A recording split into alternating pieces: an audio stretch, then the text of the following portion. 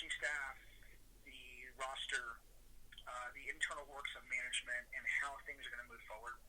It's a little bit what you and I talked about, before this afternoon, Scott, that there's a lot of grumbling going on here, that there's a lot of finger pointing and who's to blame for what is transpiring. We don't hear anything from Tom Coughlin, who's the executive vice president of player development. Everything goes through him.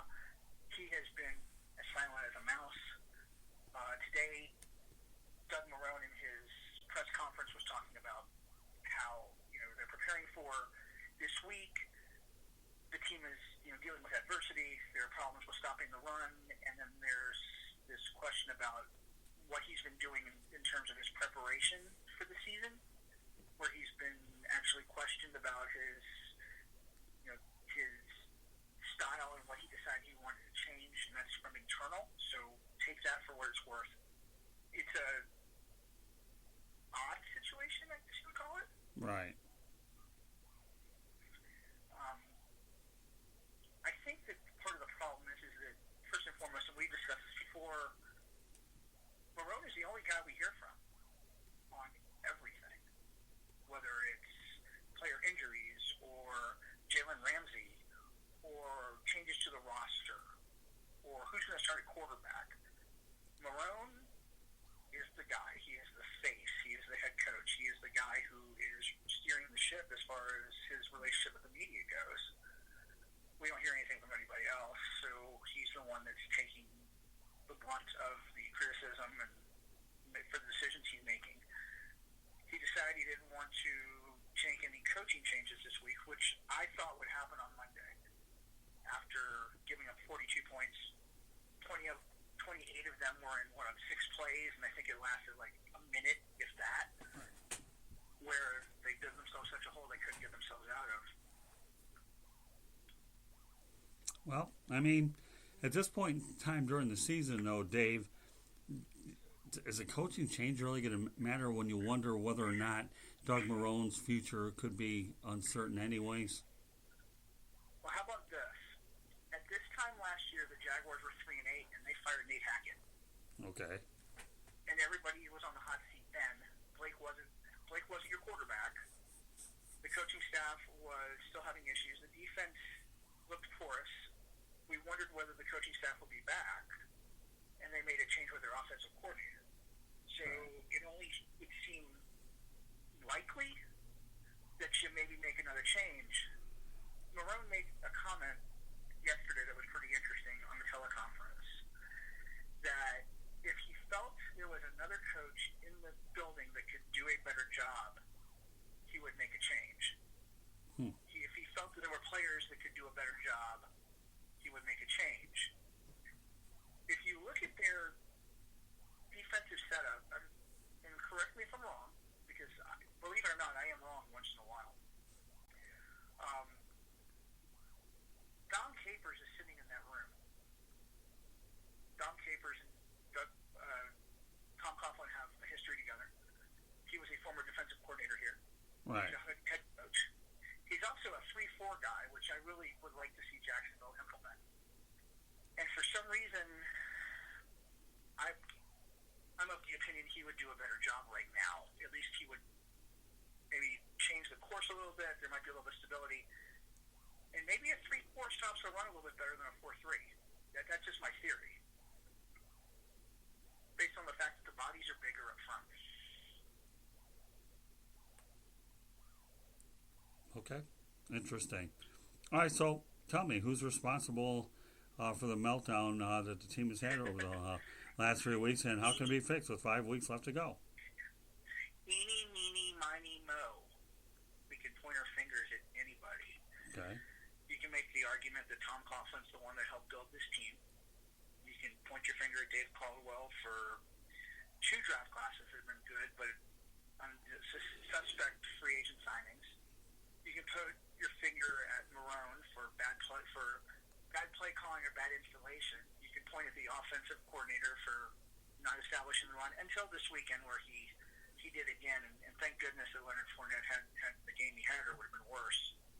And then you could point the finger at Todd Wash, whose defense has just been atrocious.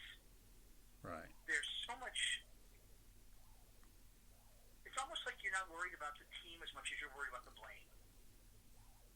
It's kind of like what the Dolphins were going through and have gone through down your way, where everybody wants to point the finger at what's going on. They're tanking. Their defense is this, it's that. Nobody is taking responsibility for the problem. They're only wanting to point a finger at somebody else to find a solution. And I know that Doug Marrone has said, yeah, it starts with me, and I have, that's on me and all that. But I've also said, too, I would like to see Doug Marrone just get mad one day and get ticked off and say, yes, the defensive coordinator was wrong. We shouldn't have done this. Jerry Jones is known for picking at his head coach. Why haven't we heard anybody else pick at ours? I don't know. All right, let's go on to a subject that I think many people are really interested. Nick Foles versus Gardner Minshew. The second, there is division in Jacksonville over this topic. I don't know.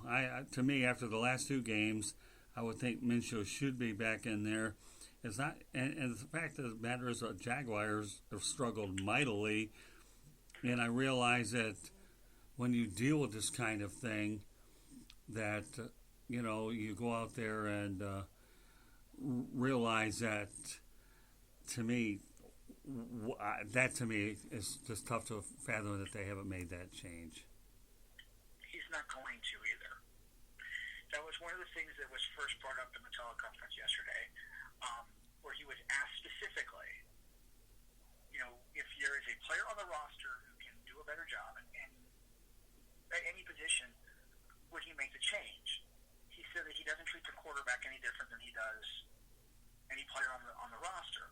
And if he thought that our rookie, who was 4-4, 13 touchdowns, 4 interceptions, could scramble, could move, make plays on the fly, would give him a better chance to win, then he'd put him in. I think it's a power play, it's a money play, and I don't care what anybody says. There's an $88 million quarterback that's sitting there, and they don't want to bench him. Right. I'm not saying that Marrone isn't true to his word, and I do believe that. I think he's an upstanding guy. You know how I feel about Doug Marrone. But when push comes to shove, they paid the guy $88 million to win. They're not doing themselves any justice or helping themselves much by playing a rookie who may outplay him. That causes a lot more controversy. The Jaguars can't get rid of Foles because it would cost them $34 million next year. Right. So they've got a really nice problem to have, but they do have a controversy. And I would venture to say it's probably a 50-50 split here in Jacksonville. Right. About what the fans want to see. Because you see both sides. It's Minshew mania. He was great. He was exciting. He was dynamic. We were there when they had, the Minshew pack where everybody was wearing the mustache and everybody was wearing the shirt and everybody wanted to be the guy. And he brings that charisma and pizzazz to the team where Foles is the laid back, I'm a quarterback, I say the right things, I'm a veteran, I got a strong arm, but I don't have that same kind of, chutzpah that the other guy has. So I really think it's, go ahead. So my question to you is, based on what we see with Tampa, and both of us are sitting in that press conference wondering about the quarterback situation. Right. Does the price tag really matter at that particular point? I don't know. If depending on how they perform on Sunday. There's a quote. It's funny. Mike DeRocco of ESPN is a really good friend of mine. And he reminded us the other day that the reason why you more than likely will not see Minshew on the field again, regardless of the record, unless there's an issue, and I'm putting that in quotes, is that Shad Khan was extremely excited about getting Nick Foles. Okay. But had a quarterback. And when push comes to shove, you listen to your boss. And for everything that Khan has done this year, and remember there's quite a bit of controversy that's gone on with this team. Jalen, draft picks, quarterback, right, finances, London, everything that's going on. They're steadfast in the fact that they love the fact that they got themselves a Super Bowl MVP at quarterback. And that's not something that Minshew is yet. right.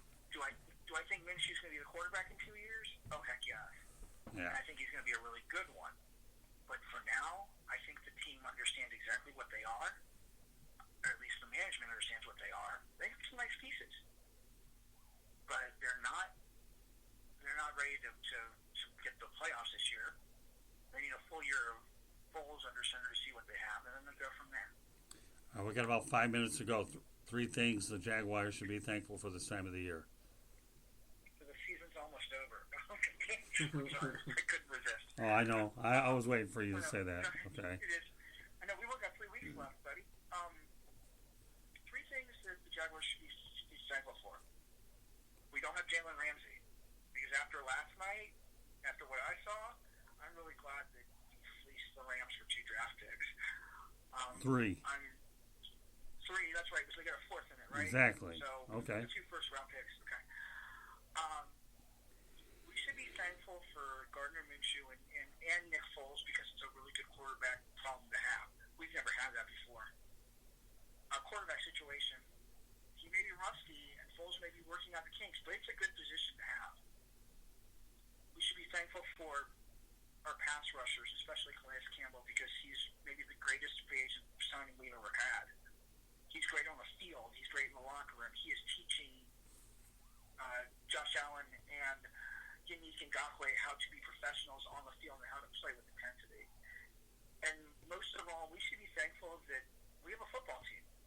I can remember being a kid, and they only had the Florida-Georgia game here. We cried for football teams. New Orleans, the Baltimore Colts, the Arizona Cardinals, I think the New Orleans Saints, they all teased us as a city that they wanted to bring their franchise to, but all that they got in return was a stadium deal. So we were a bridesmaid forever. We're part of a fraternity of 32 teams in a league that is the most money-making capital venture there is. And we get to be part of it 8 games a year. That's pretty darn exciting. Yeah, that's true. How you doing, Lewis? Well, I'm good, David. I actually had a question I wanted to ask you because it was something we discussed in our pre-production meeting, and you made an interesting point when you said this, and it kind of triggered something inside of me to ask this. You noted that there was a sense of melancholy when Marrone addressed the media. I believe it was today or yesterday. The remaining 5 games that they have aren't difficult. They're going on. It's a mixed bag. Obviously, you got to watch out for games like against the Saints, and Tennessee's playing well. I don't know what you make of Tampa Bay, but do you think that and if I gave you truth serum, you were to answer this, do you think that Marrone kind of knows that he may be on his way out in Jacksonville? Yeah, I'll tell you this. If I read it, it kind of makes sense. If Doug Marrone hadn't already left Buffalo, and that's a controversy in itself, and we don't have enough time to go into that, I would say that Doug Marrone may be willing to walk away at the end of the year. Just because of the issues with the front office. We've discussed that, there's scenarios where who stays, who goes, they all go, they all stay, whatever. I think that with his body language today, especially answering questions about Nick Foles and chemistry and the team itself, this is really weighing on him. It's keeping him up at night, maybe. This is really bothering him as a head coach. Okay. All right, well, anyways, as we wrap this segment up here, David, obviously we'll look ahead to Tampa Bay, and the next time the Sports Exchange airs will be a special edition of it, live from Jacksonville, Florida, ahead of the Tampa Bay Buccaneers game. And you and I will be bringing live coverage once again up over, TIA Bankville. Can you handle 45, 50 minutes with yours truly next to you this time? Can you bring chocolate? Well, yeah, we'll go ahead and find it downstairs after we, for our meal? Yeah, there's chocolate in that building. I'm sure Shot can go ahead and cough up some of that stuff. I don't know. Shot's constantly eating sushi over there. Hey, not good taste. I wouldn't mind some of that either. Definitely. I look forward to it. You guys have a very merry and happy Thanksgiving. You too, David. Enjoy your week. Because I know I won't get to speak to you beforehand, but yeah, definitely enjoy some. Definitely. You won't have to worry about writing a story on Jacksonville on Thanksgiving. You could just watch the